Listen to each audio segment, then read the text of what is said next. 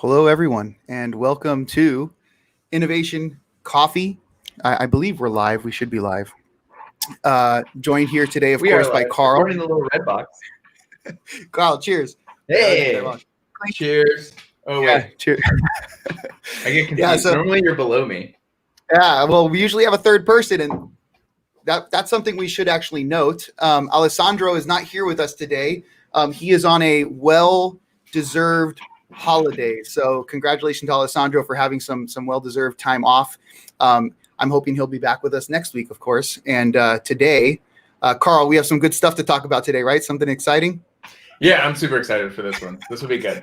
I was before the show. If anyone saw my tweet, it was pretty cool because we took a little video of a tractor pulling in to a big grass field, and we're going to get to see that tractor with some really cool demos brought to us by our friend Dara Grealish, who's joining us right now. So I'm going to bring him into the call. Let's see, Dara.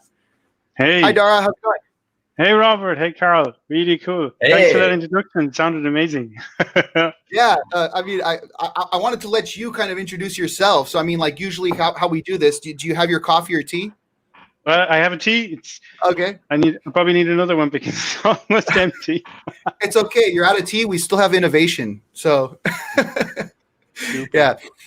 So Dara, as we do this, usually we, with our guests, if you could take just a moment, kind of tell us about yourself, your origin story, what you do, and fill us in a little bit. Okay. Yeah. Cool.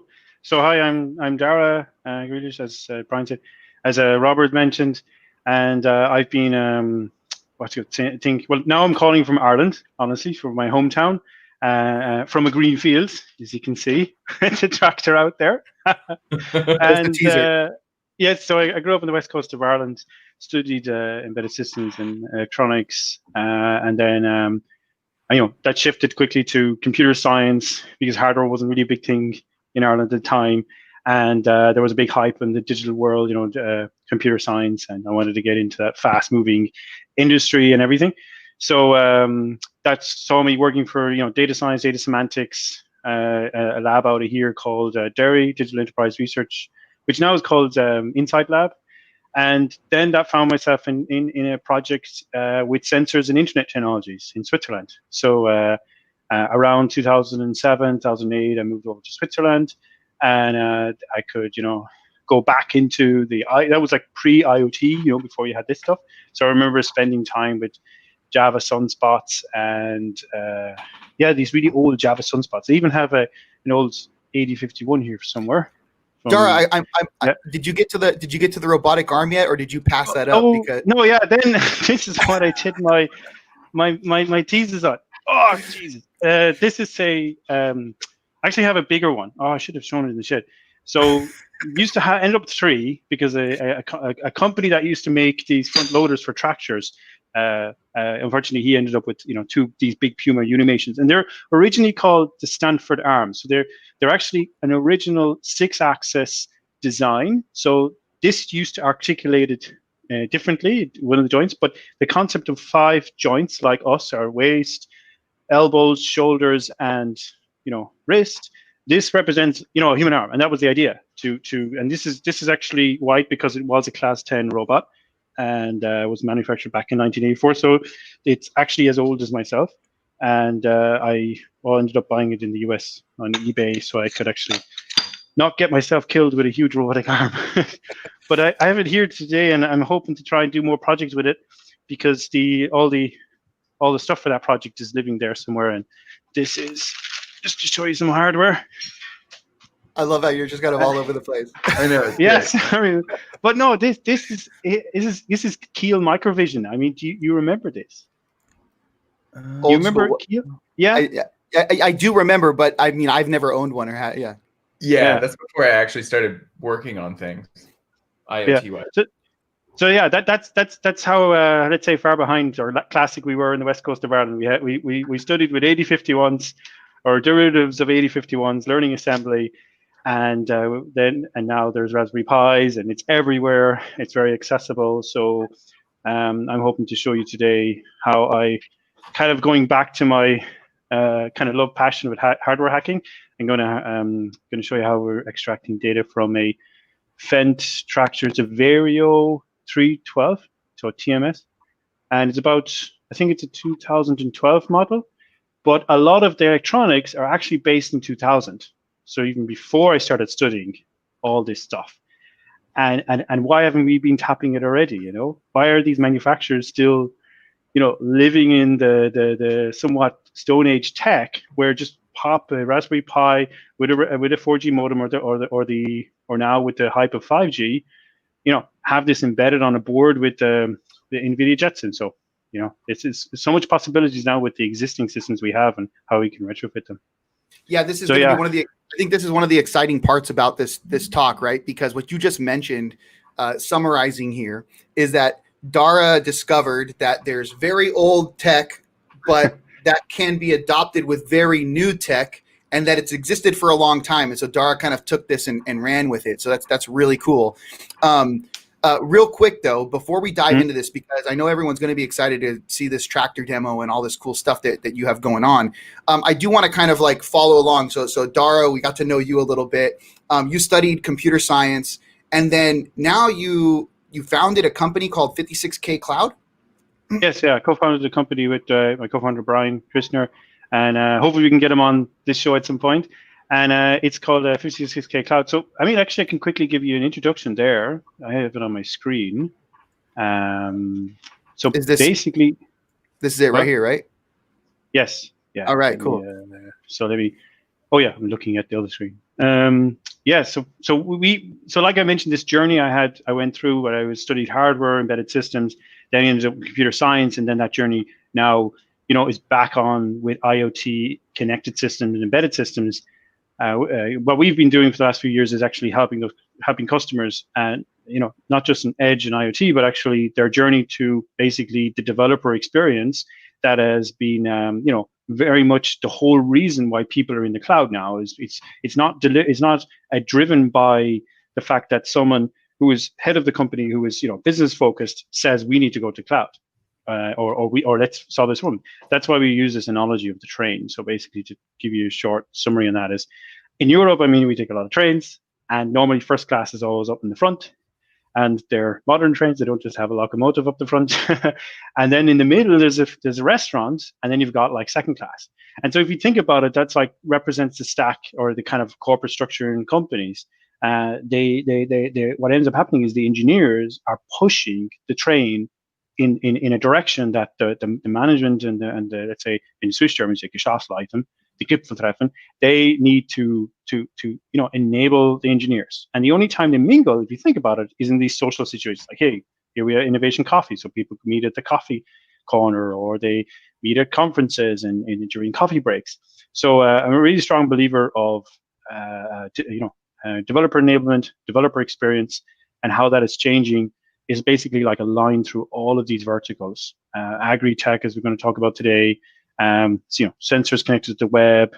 We've seen it in smart building infrastructure and stuff. We worked on smart building infrastructure projects where, you know, that industry is being, you know, being shuffled, and you can see with the COVID situation and everyone working from home, and the offices have to be, you know, realized in a new way. That means that there's even more of importance to connect, you know, sensors to the web. So that's what, you know, 56K Cloud is all about. It's really, you know, future technology company. We're not a boring old classic consultancy. We're very focused on in enabling autonomy in developers and enabling, you know, businesses to be a software-defined business. If they're an airline, they're no longer a company that flies planes. They're a software company that schedules planes that fly and sells tickets. And this is what's changing. You know, every company has to realize itself as some sort of a software focus. And so here's myself and Brian. Brian actually also comes from a hardware background in the casino industry. There's he's very much focused on containers, and he's also a traffic ambassador. So this is also part of the whole ecosystem CNCF community that we work within.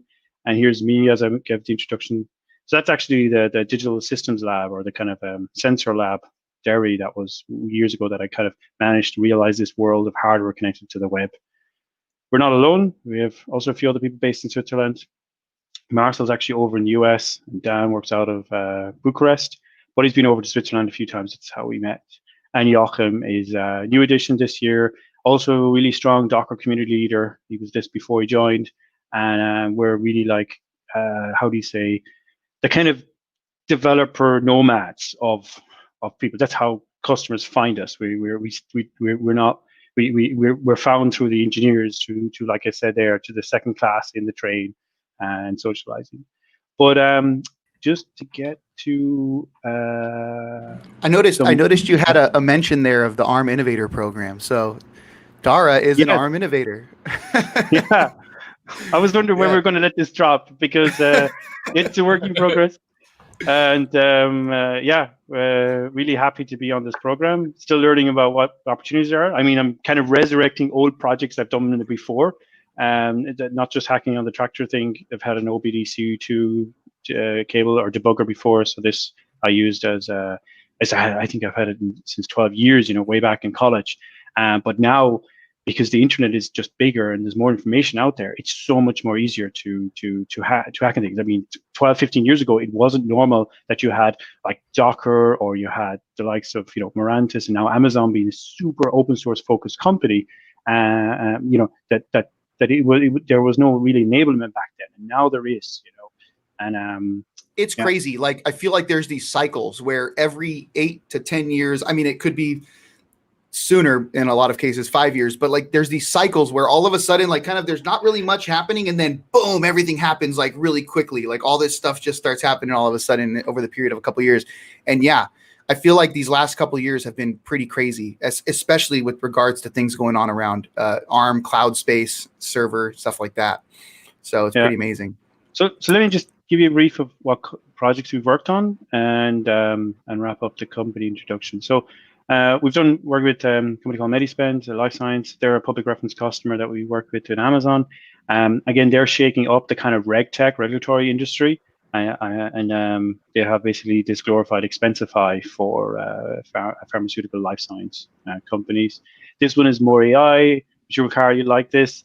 This is Agri-Tech. So if you know Scan Cafe, the founders of Scan Cafe founded this project, and we helped them, with their AI and ML effort, and bring that migrated them into Amazon in a more native way using serverless and everything. And I'm sure there's going to be an edge topic to this. I mean, this is a cool project. You can imagine a photo booth with maybe a Jetson computer or that tiny ML stuff, where you just have you dump the SD cards into this, let's say, system, and they get uploaded to S3. That's the idea of this. And what it'll do is it'll actually create an album based on the scenery, the people in the picture, the colors. And what it'll do is it'll create this. This is a page, So actually, that's my kids and a guy I met from Amazon back over New York, Jim. And that I didn't put this page together.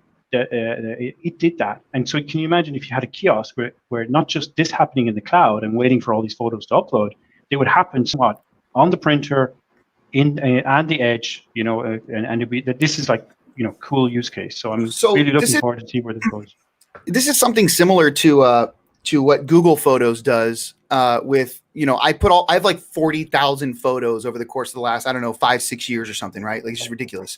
And every now and then it sends me a push notification. It says, hey, Robert, we put together this little movie for you. Or, hey, Robert, we put together this photo album for you. Would you like to keep it? Sometimes they do little GIFs and all interesting things, and it just notifies me.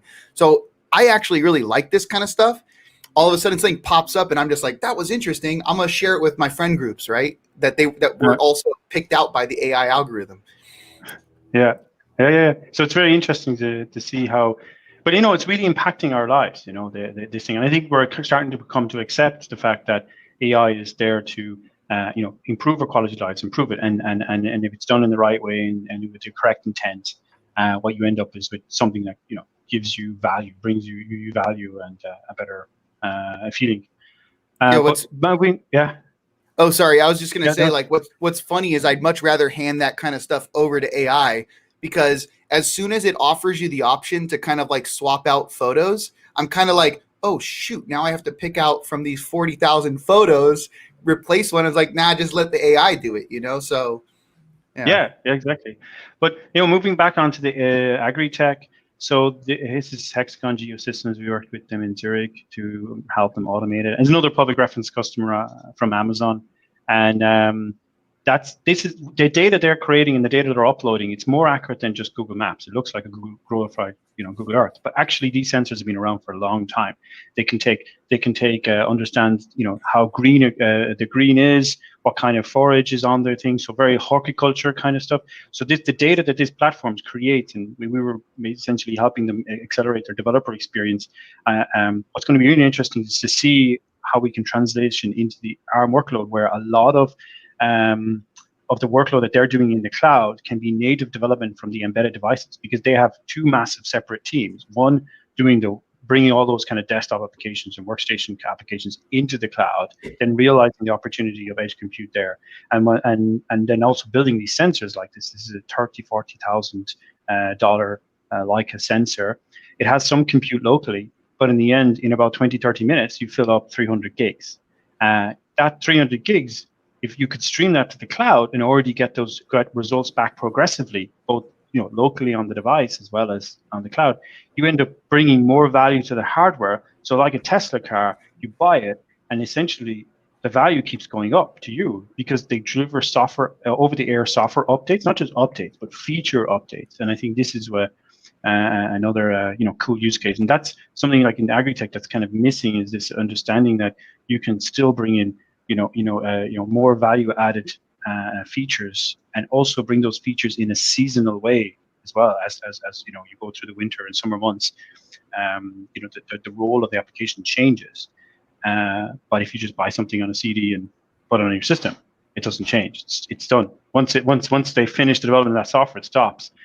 Where in the cloud, and now the possibility to automate edge devices brings the ability to have that continuous, kind of software as a service kind of, update like Agri-Tech, like this one. But just to finish on the project stuff, so this one is one we did with Siemens. It was an edge gateway. Again, this is like hacking existing systems. So there we were working with CAN, KNX, and Dial. KNX and Dial are two building, and BlockNet. These are two building technology communication protocols, and that's another kind of like opportunity which is already being realized by a lot of these big vendors, because they realize the benefits of cloud and edge compute. And essentially, this is a gateway that you put into existing buildings, take the existing sensors that have been in there for about 12, 15 years, and add that cloud element to it, that connected data. And what that does is increases the initial investment that those sensors, those alarm sensors, and there's actually one here in my brother's house, just set up. And this is even like a second generation sensor, in the sense that it connects directly to the cloud. It doesn't need a gateway, but you've got such a huge installation of legacy systems. How do we reduce the fact that those legacy systems create too much electro waste? We actually can realize them with bootstrapping them with natively connected gateways. And just to finish there, that's actually running Docker containers on the edge. It's one of the very early projects we did with, if you remember, Mark, where we were realizing Docker containers on the edge. But yeah, that's the company. That's myself and my colleagues, and we have a large IoT element to it, as you've seen, with these two projects, and now with Hexagon, and exciting stuff. Great. Yeah. So Dara, I want to let everyone know, if you're watching 56k.cloud, that's the URL. You can go visit 56k cloud on the web, on the interwebs, and explore their offering, as well as everything else they have going on. Dara, you write some pretty good blogs. I've seen some pretty good ones that you launch up there. So very cool. Cool. Yeah. So any last things you want to share about 56k cloud before we go into Agri-Tech and the demo?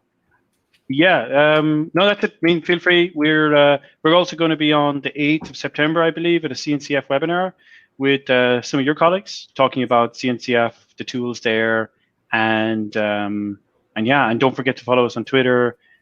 We just released a new training platform that Brian released. It's training.56k.cloud, and feel free to start seeing new courses we have up there. Shoot, I didn't make a banner for the 56k cloud, but I will make one real quick right now. Yeah, here it is. Let's see how it streams over the website, because I forgot to show the animation. Working. 56k cloud right there. Go follow him on Twitter, and you can also follow Dara as well. Nice. That's the train, and then it's a journey. you go on a journey. Cool. All right, so Dara, this is really cool. 56K Cloud, and yes, as Dara did mention, they will be showcasing some really cool stuff at the CNCF webinar. Now, we don't have information or we don't have a URL for that yet, but as soon as that's available in one of the upcoming episodes, we'll definitely kind of throw back to this mention right now and make sure that everyone watching has access to that URL. You can also go, I'm sure that when, this is all announced, maybe Dara will share it on his Twitter. I'm sure I'll share it on my Twitter so you can get it there. So Dara, this is all about Agri-Tech, right? So this is you're taking kind of the stuff and the stuff you do with 56K Cloud. You're taking some of your passion work, the things that you're interested in, and then you decided to apply this into Agri-Tech. And I want to kind of just take a second here, and I know because we have your camera streaming from the tractor, we don't want to take too long. But let's give like an overview of Agri-Tech and your project, why you chose to do this, taking on the tractor and Fendt tractors and doing all this stuff. Yeah, sure. I mean, it's a lot to do with like the fact that 10 years ago living over in Switzerland and live in an apartment and everything, and with this COVID situation, it was getting boring at home, and the kids were going to get off school, and I said, let's go over to Ireland for 4 or 5 weeks. And at the same time, we started to, after that kind of building this gateway kind of finished, I was like hacking on some like this Jetson stuff, the TX2, and I felt like, hey, why don't I try and do some machine learning around Agri-Tech when I'm over? Take the advantage of the fact that my dad would be doing some farming. We'll have some silage to cut. Actually, I have bales wrapped from yesterday, and the weather was fantastic. So he said, "Hey, I'm going to do another cut of the land. If you're coming over." And I said, "Sure." And we bought this new tractor secondhand about 1.5 years ago, and it had a lot of cool new features. And I realized to myself, why isn't it connected yet? I thought it was built in 2012. It came out in 2012, this model, and now I looked at what's possible there, and I said, there must be interfaces, there must be data there. And I think I saw something on the internet with someone hacking with this new Seed Studio CAN bus interface, which is just a small little board that goes on a normal Raspberry Pi, because it's supported on you can actually work it on the Intel, the old Intel Edison. You can work it on the, actually anything with an SPI bus. And I thought, let's connect this to Amazon, to Greengrass. So literally, let's do a project on the Greengrass, with Greengrass in the cloud. And so it started about 2-3 weeks ago. And also the second argument is because of this whole hype with Edge Cloud and 5G, I said, let's build a concept that shows what this whole hype of 5G means. What we see today is, you show my screen, yeah? Yeah, your screen's visible. Yeah. So this is the view on the new Fendt Varios. If you look at it, this is a lab. For engineers, knowing this, we don't have 3 phones. We don't have a tablet. We have a laptop. We're not looking at them all at 3 times. And there was actually a Twitter feed way back, and I'll try to find that video just quickly, because I remember I sent it to my dad and I said, look, this Agri-Tech thing is getting hyped up, and he said, and then she had like 5-6 different displays in the tractor. And she was like, it looked hot, and really, really kind of cool, shit hot setup with all this tech. And my dad was like, Dara, that would be a nightmare to drive, because I'm thinking about what's in front of me, and thinking about the feed and how much fertilizer I'm putting down in the ground and where I'm putting it down. I don't have time to look at all these screens. So there was a GPS there. There was an onboard management system. There was another GPS, which is part of the tractor, and then there was the engine, the tractor control itself, and then the implementation. So that's the kind of feeder in the back. And what they do is you just give it 12 volts and it pulls over. Then it's console here. It has no interface into the tractor. Literally, maybe just RPMs, or the RPMs of the PTO. So that's the big shaft, turning in the back of the tractor. So all these 2-3 different systems not connected to each other, and I thought to myself, like, why isn't no one challenging this? Why aren't we, taking a holistic view from this, looking at us, the human? What are their objective here? What information do I need to make a decision?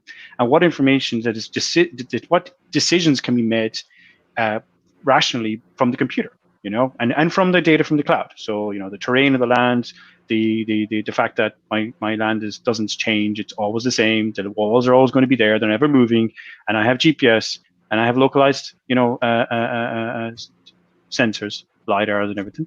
How come we're not actually looking at this together? And I think that the vehicle as a platform for development, it needs to change, and we need to change it by looking at the problems that we're trying to solve.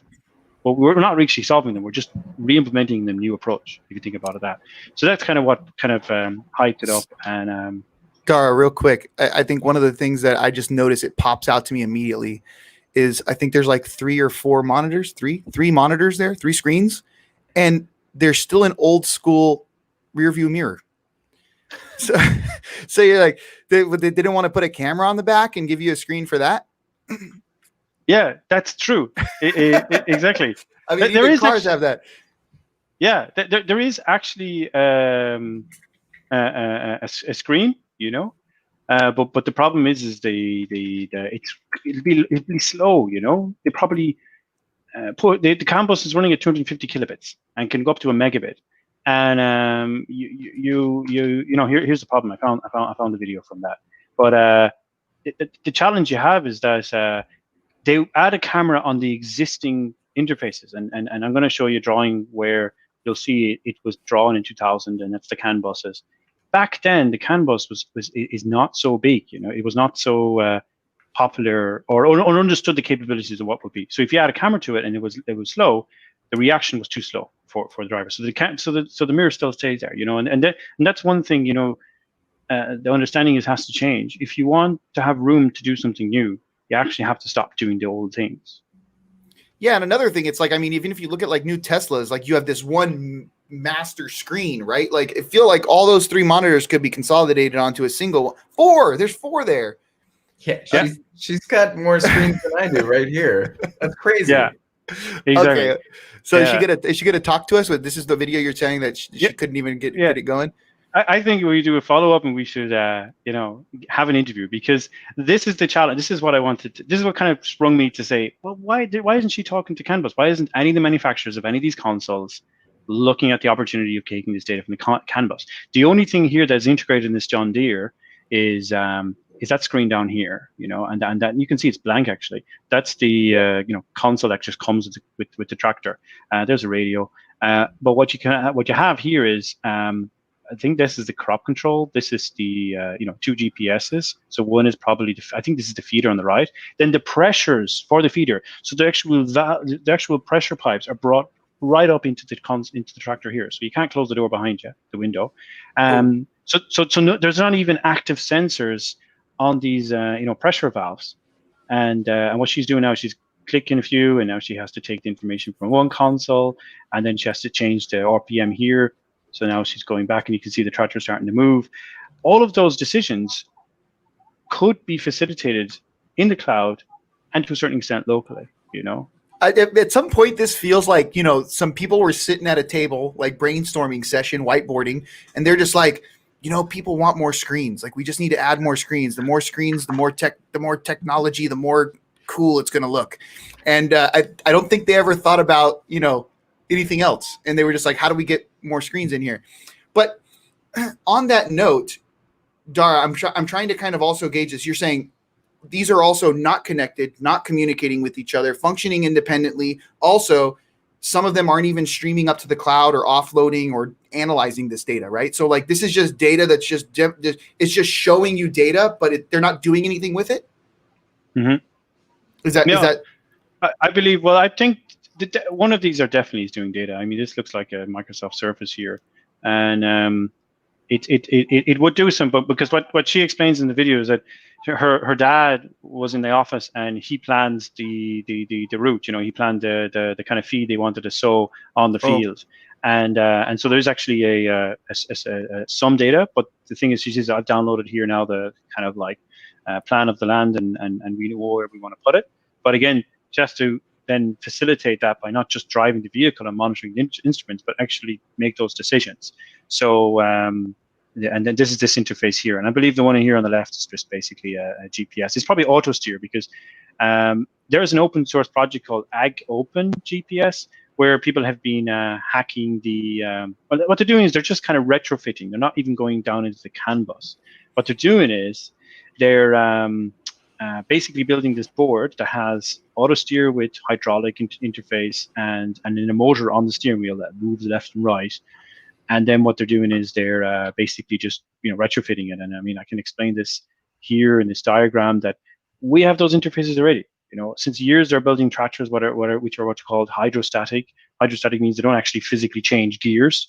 What they do is there's oil driven down through the gearbox or special, and then faster that oil moves, the more the wheels move. So you can get very accurate kind of control of the different mechanics. And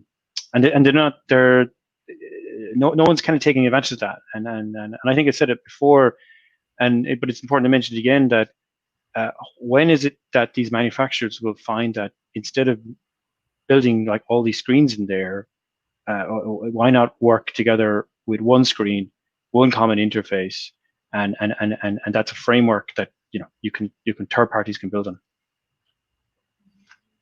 Yeah, very nice. Yeah, I think you were showing me that schematic the other day about how you're trying to kind of figure all this stuff out and getting it out of the can. Cool. Any questions? There's the Open GPS. Oh, okay. So that's the plan of the project. I talk about existing problems, which you did. Talk about how it's currently looking like. So looks messy, looks busy, and then show the tech that already exists. So since years, like we saw in that video.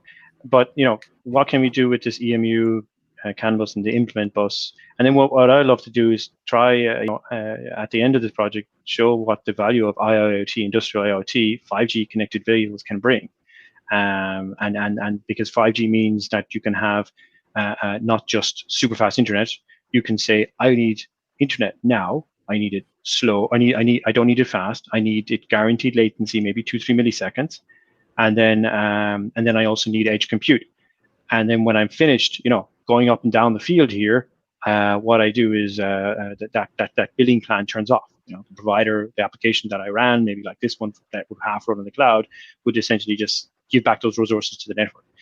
Or it might be that, well, out in the field, it's never going to be busy. Like there's never going to be high density amount of mobile traffic. So you're not going to have the challenge where in the city, you may not have the mobile network, may not have the capacity to give you that promise. Nice. Yeah. So, Dara, I want to be conscious of not letting your phone run out of battery. So what how are we going to do this? All right. We ready for the demo? Cause, we didn't really go much into your project, right? So maybe you can just give actually 2 minutes. Let's do a 2-minute spiel about your project and what you're trying to solve here. Okay. Yes. So as I mentioned, trying to solve, this busy problem or demonstrate the ability that this CAN bus data, which is to a certain extent proprietary. There is a what's called J3919 or 1939 diagnostics, and this is a protocol that essentially is standard across a lot of machines. I have a connector here somewhere, and it's a common connector that you get in the industry at the moment. And unfortunately, this model of the tractor doesn't have it. This is what it looks like. This has 2 CAN buses built in. It even has 12 and 24 volts as well, so you can plug directly in and you could power the Pi off it. So if I get access to more vehicles, I could even demo that. But that's actually a standard that's shared across the industry, at least since a few years. And so this is what you would want to build something out of. You want to build some framework or application framework out of this.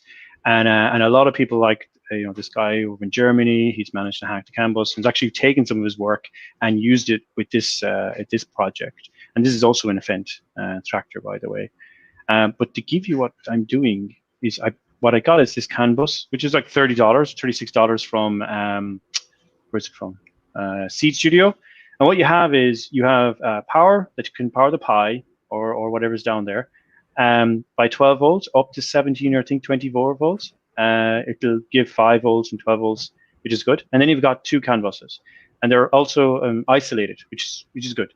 The reason why there's two CAN buses is normally in a vehicle you would have the control and instrumentation in one, and then you would have like the more engine control and hydraulics.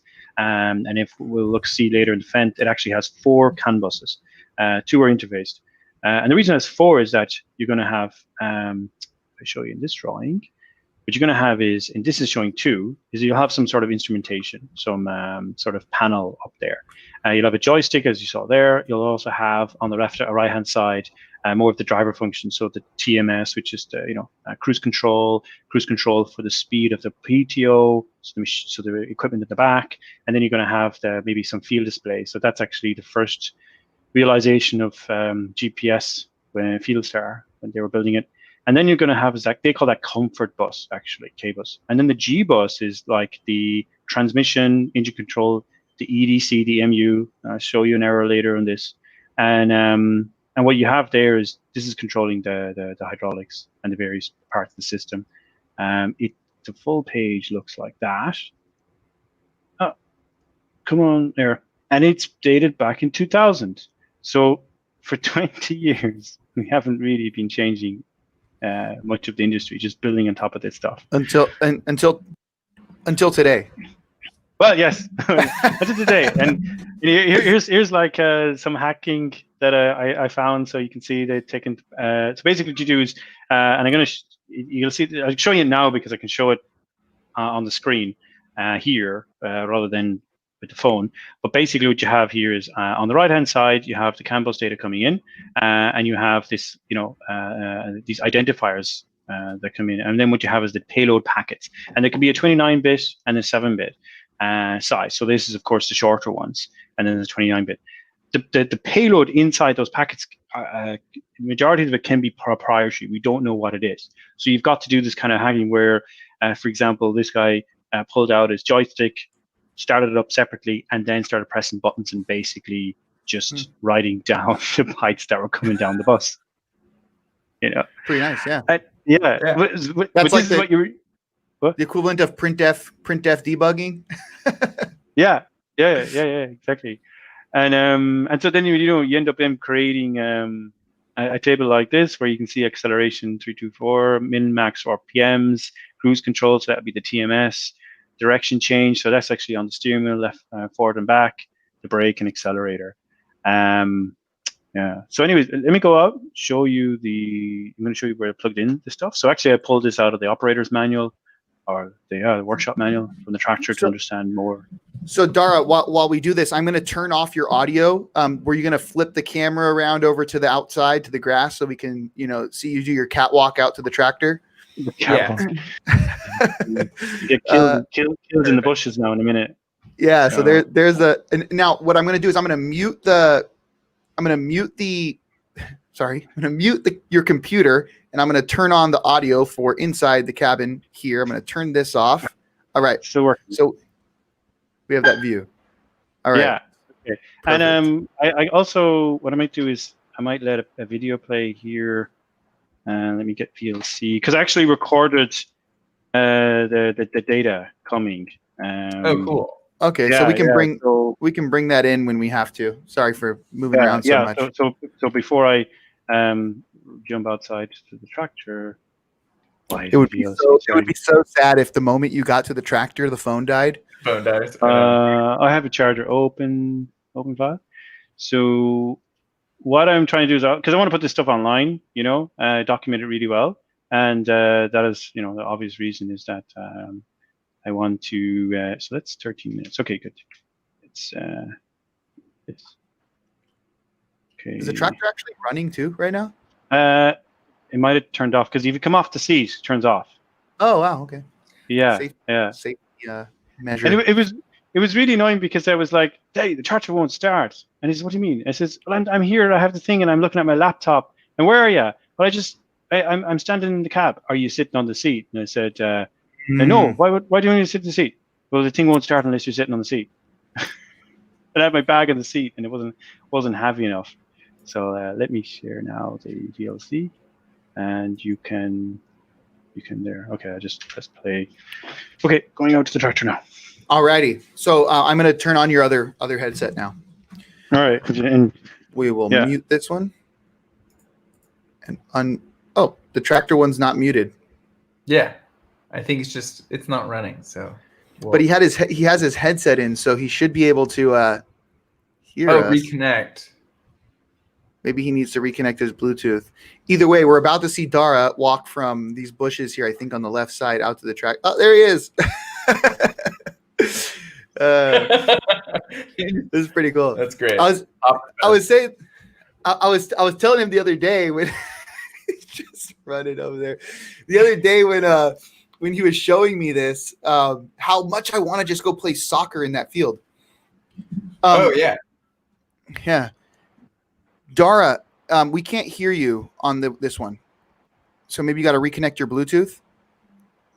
Yeah. Reconnect. Yeah. Oh, there. Oh, yeah, we can hear that. Are you there?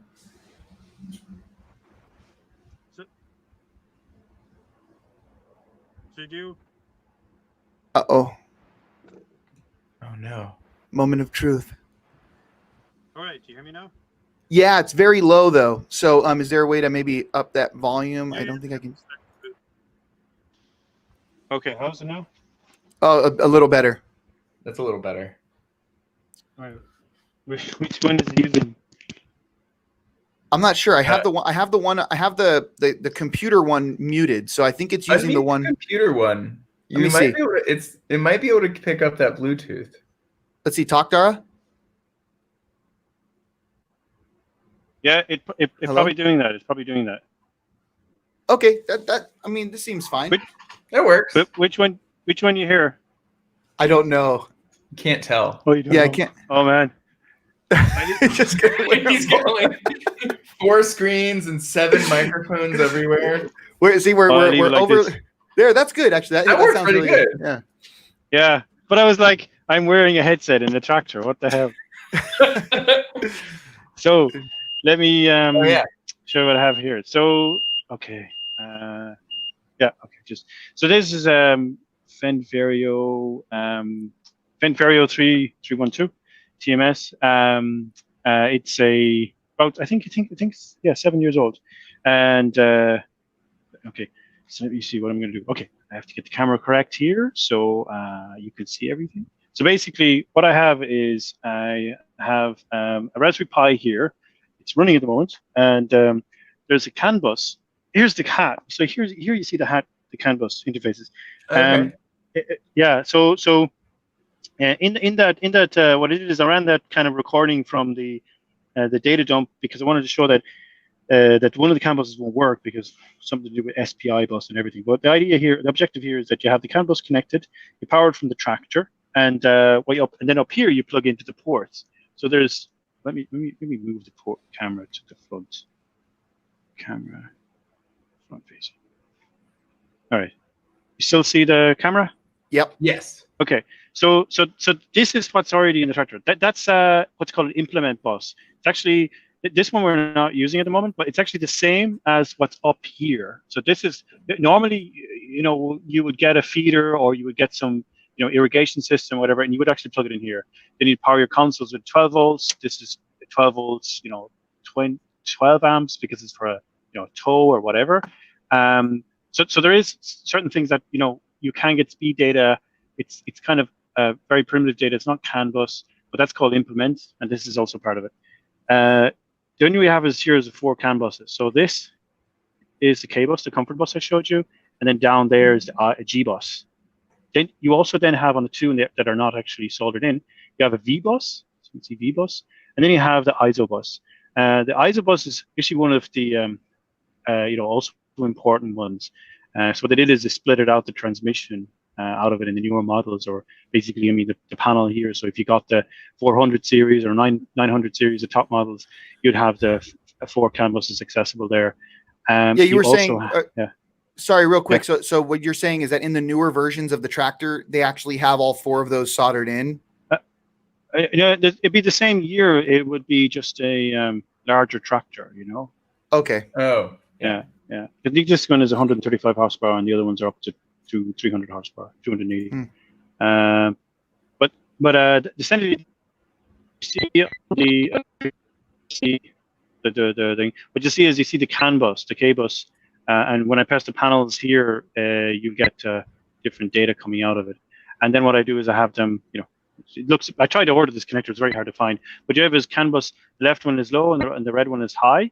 And CAN bus is like a kind of a serial bus.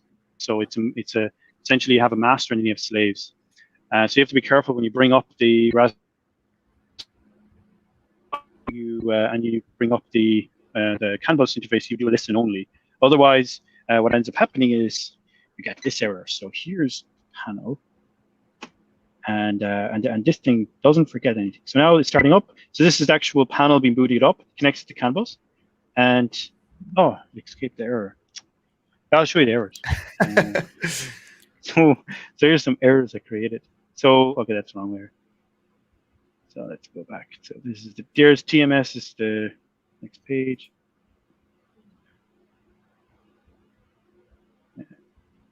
So here's 4 errors I created. That's actually, I think, the fact that the seat doesn't pump up anymore.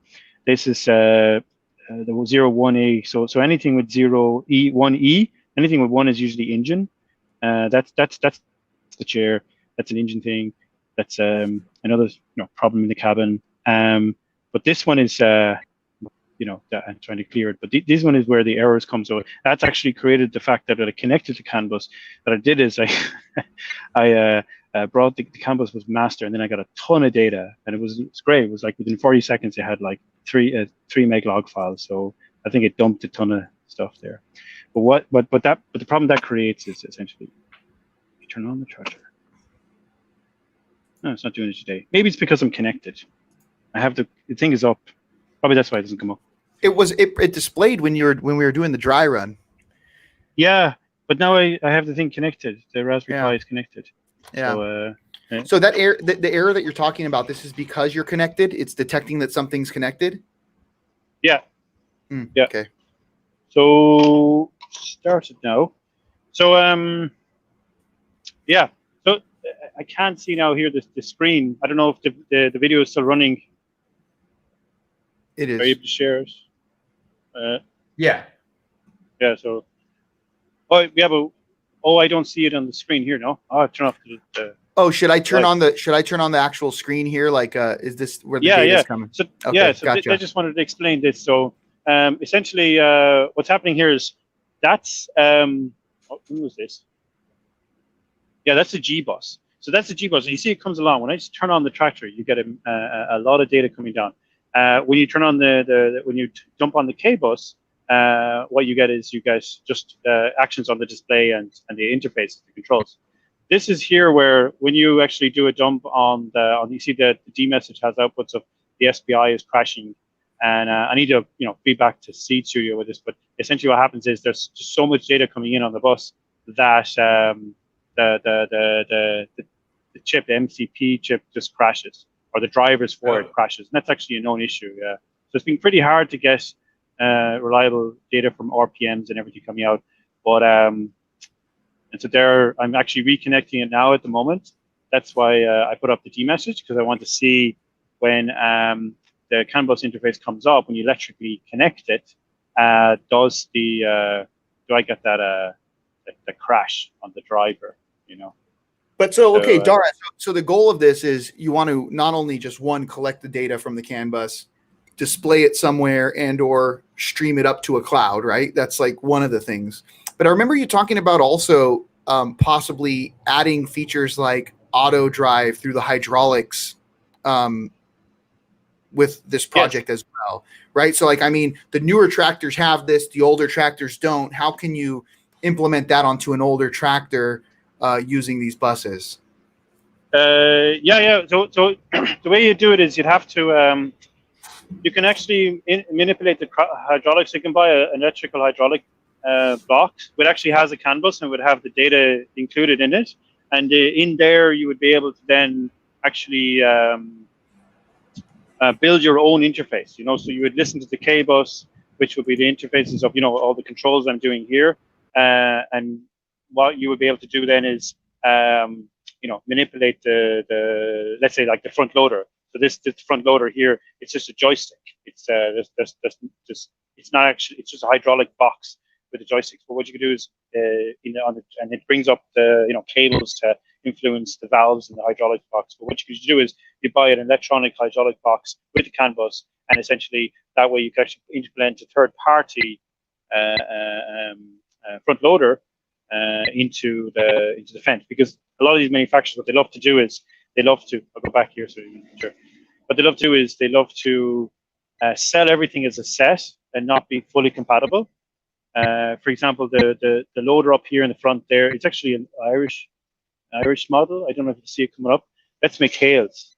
I think it's a McHale's. And that thing, you need to actually retrofit the joystick to have this added. So these valves, it's not, there's nothing, it's not using the existing panel here, and that way you could put a different machine on the tractor on the back of the front or more, and still use the console that is implemented in the tractor directly. I can show you here on it. So if I go back to this camera, show you. So basically, that console, that's the K-bus, all of this movement. So this is the TMS, this is the cruise control, this is actually the RPMs, so the RPMs are coming up and down. This you can send over the K-bus, and then you'll see the data come back on the G-bus.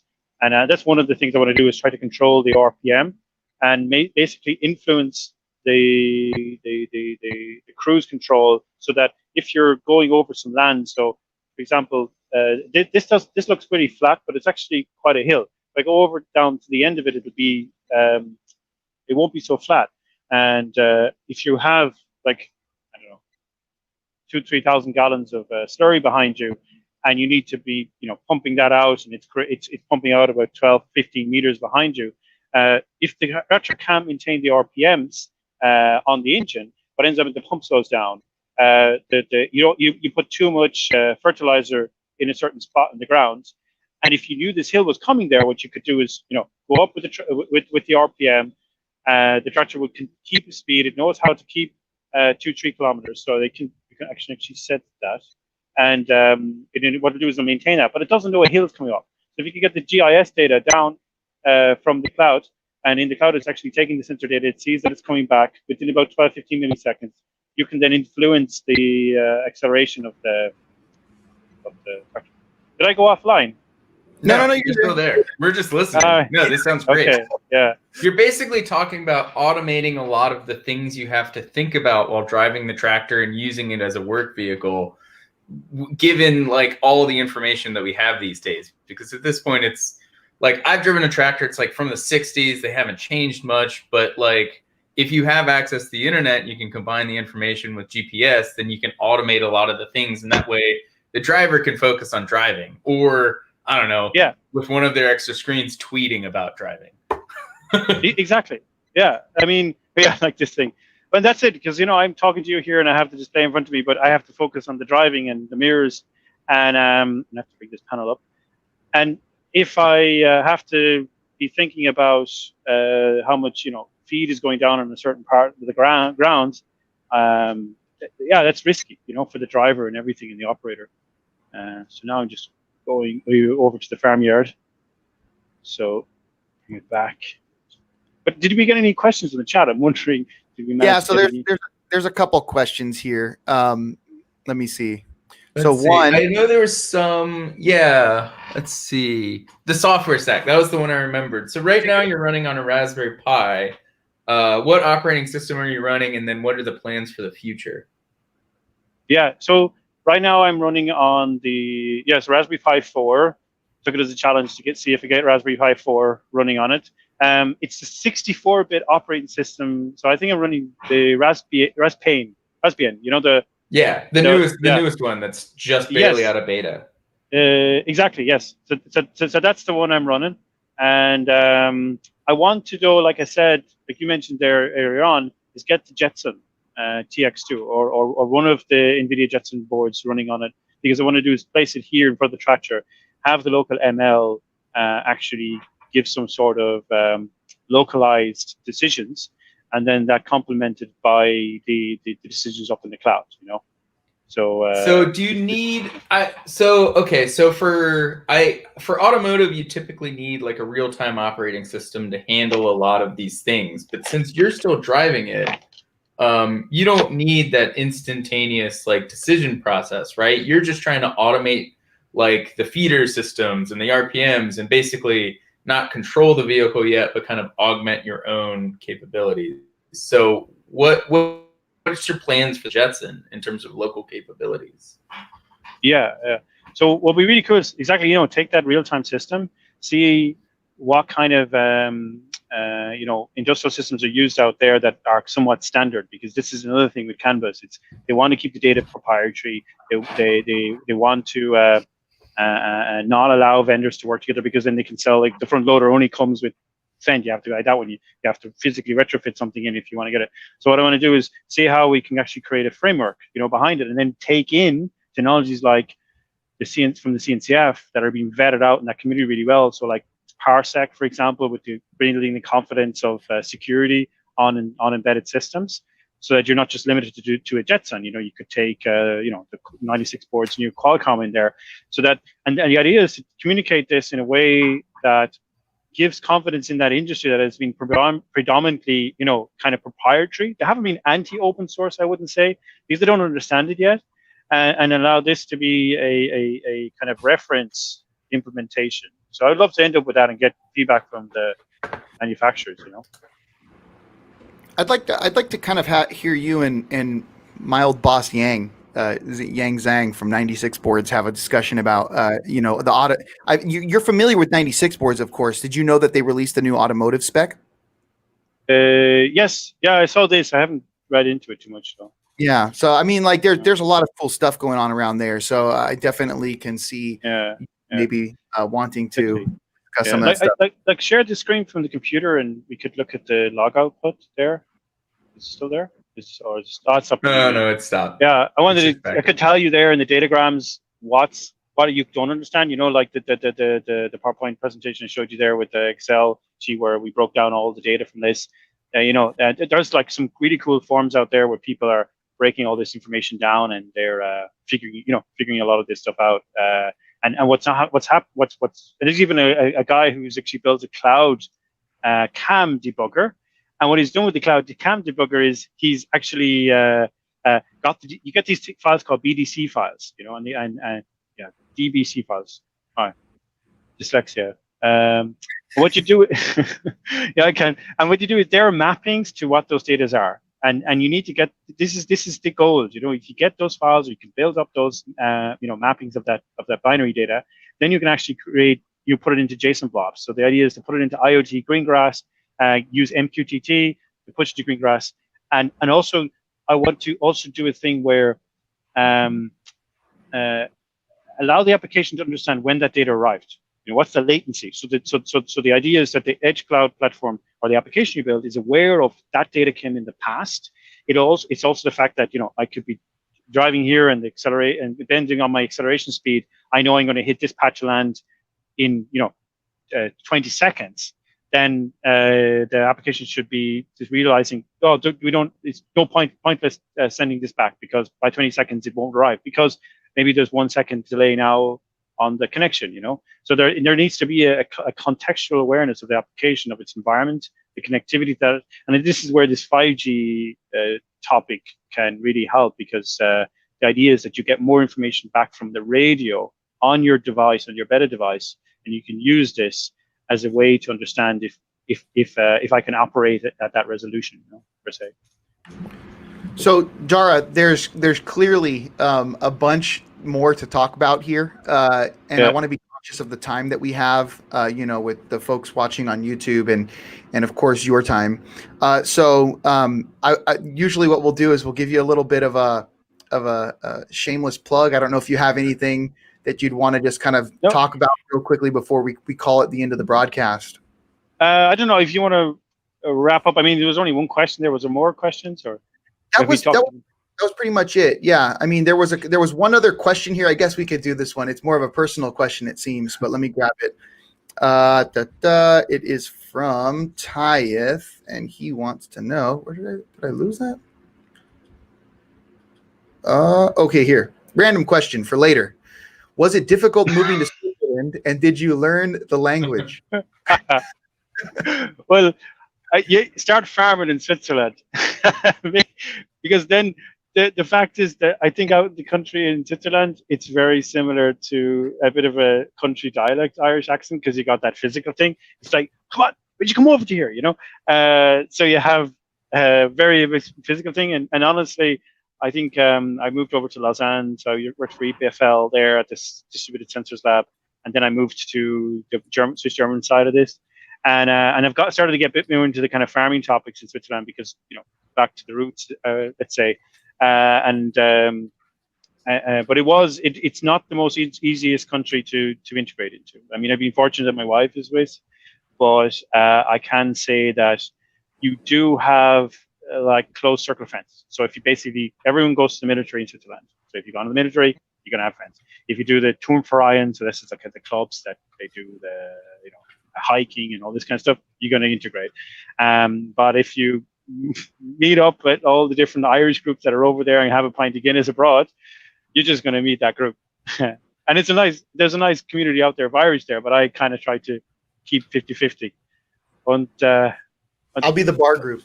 Yeah, and you should also the dialect in Switzerland is completely so. Warren Gates too is like, where are you going? And now in auf Deutsch is one gosh. It's so different from German and Swiss German is so different. So challenge to learn the language. But yeah. And so real quick, before we started the broadcast, you did mention that there was a backstory to where you are right now. Maybe you could just give that little backstory because I thought that was a pretty cool backstory.